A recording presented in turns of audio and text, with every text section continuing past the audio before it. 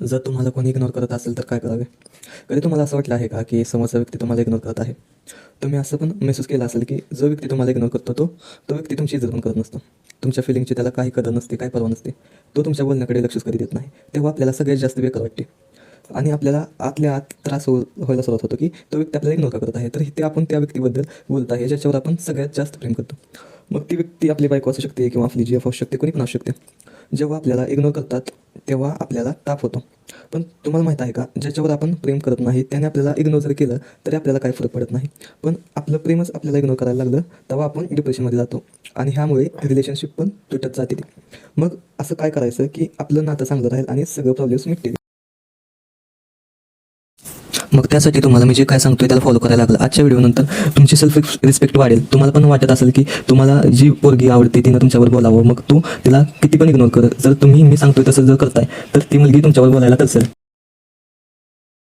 पहिल्यांदा तुम्हाला जी इग्नोर करते ती सांगतो. लगा तुम्ही सारखं तिच्या मागं पाड्यात पडल्यासारखं असतं. त्यामुळे तिच्या नजरेत तुमची काय लायकीच राहत नाही. थोडं गावठी भाषा सांगतोय बरं का.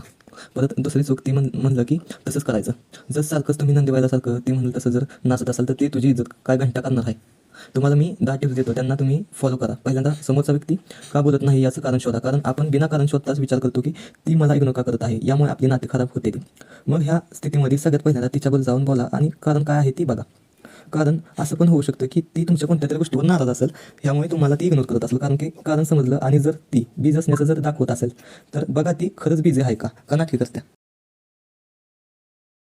आणि तिसरी टिप म्हणजे तुम्ही स्वतः बिझी व्हा. जर तुम्ही तिच्या मागच पडून राहिला तर ती तुम्हाला फालतू समजणार आणि तुम्ही फक्त एकच विचार करत राहणार की ती मला काय इग्नोर करते.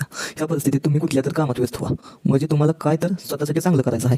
थोड्या टाईमसाठी तिच्यापासून ध्यान हटवायचं आहे आणि काय तर नवीन शिकायचा प्रयत्न करायचा आहे. कारण तुम्ही जर तिला सोडून कामात व्यस्त झाला तर ती विचार करायला लागेल की हे का नक्की काय करत आहे.